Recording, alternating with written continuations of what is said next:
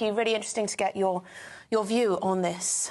Well, joining us now for more is the former police sergeant, former firearms officer, Harry Tanguy.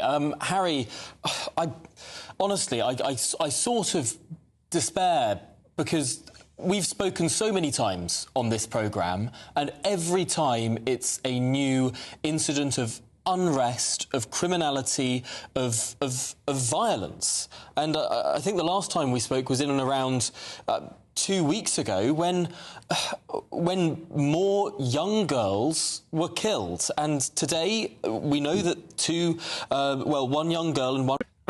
We don't know yet whether the mother and the girl were related, I don't think. So we don't know, and if they are or if they're not. We don't know if it's domestic related yet. We have to wait and just wait patiently for the facts to come through, or whether it was a random attack, of course, which would be more concerning for other public, because it means that it could have been any of us involved, selfishly speaking. Now, they've taken terrorism out of the equation at the moment, and I think we need to respect that. There's nothing to head towards that. I would like to say that, thank goodness, in this country, and this is not just London, this is anywhere, in any county force, the advanced paramedic service you get at scenes like this is phenomenal. And I've literally been on a stretcher under a motorway bridge as the helimed guy is doing open heart surgery on someone. It's phenomenal, so we should be very grateful for that. If it is life-threatening, there'll be family liaison officer will be given as a go-between between the family and the police, and they'll tell them the procedures involved and things. But hopefully it's not life-threatening, and we can get to the bottom of this very quickly. Yes, Harry, we're just hearing from PA Media a security guard at one of the shops there, the TWG tea shop. He's spoken to PA, and he said he jumped on and took a knife from the man who stabbed the child and woman in Leicester Square, just 29, Abdullah. He's worked in security at the shop for the past 7 to 8 months, he says, and so he jumped in and intervened. Clearly, if that is true, a very brave thing to do when faced with such violence and a violent threat in that way. It often comes to this, doesn't it, that general public, or a security guard in this case, steps in. Well, we hear so many times, don't we, that the public not wanting to step in, actually, because they're fearful of the repercussions. Security, yeah. We've seen the shoplifting and they walk past security. I mean, they're on very little wages. They've been told by head office not to intervene because there could be knives involved. Abdul, I think you said, seems to be an absolute hero, because what he has done is put himself in danger for probably not a big wage. He didn't know he was going to actually deal with this today, of course. He's spontaneously reacted and possibly saved an awful lot of trouble and injuries and perhaps fatalities. We don't know yet. Harry, sorry to interrupt. I'll just give a little bit more detail about what he's said to PA News Agency. He says, "I heard a scream. At that moment, I saw there was one person, roughly in their mid-30s or early 30s, and he was like stabbing a kid. I jumped on him, held the hand in which he was carrying a knife, and just put him down on the floor and just held him and took the knife away from him. Then a couple of more people joined as well, and we just held him until the police came. It took maybe 3 to 4 minutes for the police to arrive, and then they just took him into custody. And apparently he and his colleagues gave first aid to the child before the police joined in. He says, I just saw a kid getting stabbed and I just tried to save her. It's my duty to just save them." Clearly an instinctive response. Wow. I've always said, if you join the police, you see the worst and the best of humanity. And the worst part is there is such a knife crime issue. I agree with Graham before, former police officer before. I mean, sometimes you're just not going to stop it if somebody is so determined, especially if it's like domestic related, it's not random.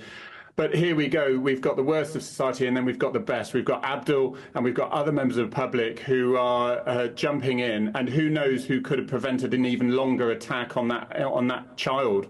So it's heartwarming to see that. And 3 to 4 minutes before police arrived, you know, there is hope, isn't there? There's hope for the UK. We hear so much bad news. London has had quite a bad press, even internationally. So this isn't going to help. But when you've members of public, security guards like that, Abdul, thank goodness that these people still exist in society too. Yes, I should just say it is Abdullah, who is 29, just to make that correction. But, yeah, I mean, it is, Harry, I mean, the question that everyone is asking is, what on earth do we do about this scourge of knife crime on our streets? Of course, it is not just the capital that's impacted, it's cities across the country. We've also, of course, thinking of Southport and the stabbings of those, well, stabbing of several children, but 3 stabbed to death.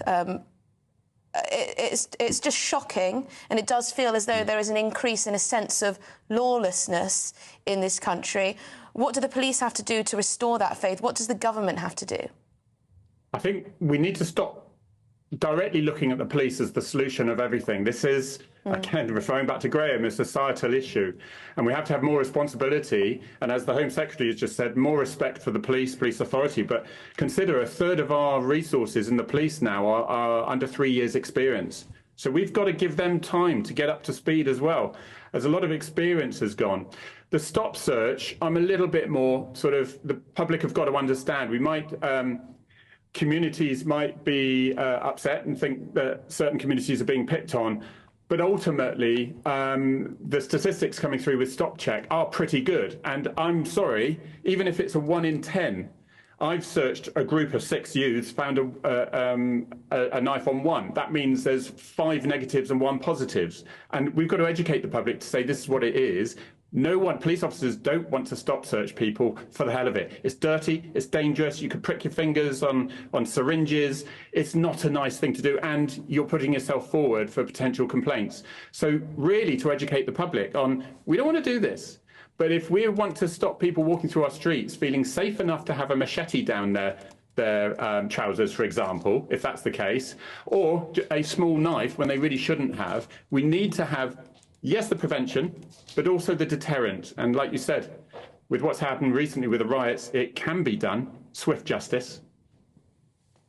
I mean, this is just the most extraordinary story, and it does emphasise a feeling, I think, that the country has, that there is a breakdown in one of the core tenets that you should expect in any developed democratic society, and that is law and order. It feels that it's been slipping away, whether it's people rioting and throwing things at shops and trying to torch hotels, or whether it's stabbings over and over again, or machete fights in Southend, stabbings in Southport, and now stabbings in Leicester Square too.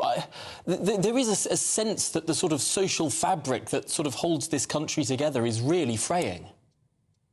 I mean, I think this is, Tom, where we've really just got to be a little bit patient and see what the circumstances are around this. Because if this is a domestic incident, and for example, then that is, yes, it's a societal thing, because domestic abuse is rife and it's being tackled to a very high level by the police. But what happens behind closed doors and things is where it needs to be made so society is very clear on how we look down on this sort of aspect. If it's not a domestic incident, which is just as bad for the victims involved, let's be very clear about this. But if it's more random, then we need to, of course, look at our mental health procedures. And care in the community, we remember, was one aspect where care in the community were basically abandoned in the community. And I've dealt with numerous, I mean, literally numerous. I've talked many a person down off a motorway bridge, etc., and a multi-storey car park. And I failed after an hour with someone who did jump in front of me. And this is a societal issue. The other alternative, of course, is where we had those awful things where in mental hospitals, as they called them, where people were locked away and, quite frankly, abused a lot of the time. So it is tricky. And this is what we rely on our politicians to help support and guide us. And recently, I think people are really looking elsewhere because the politicians don't seem to be quite as professional as they used to. I don't know if that's the feeling with everyone, but that's what I'm getting thick and fast.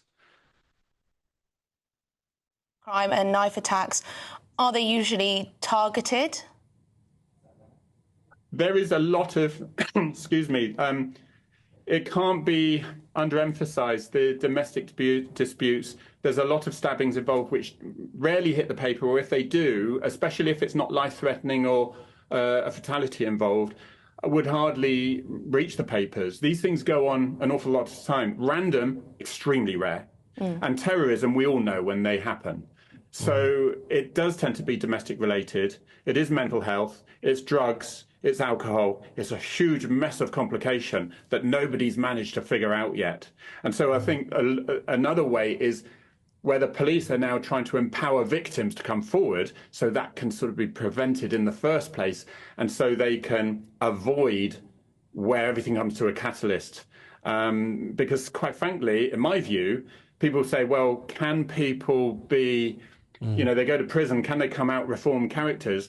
There comes a point where police will tell you, there comes a point where that doesn't matter anymore. Lock them away, and that saves the rest of us being used as guinea pigs. It's a terrible having to say that.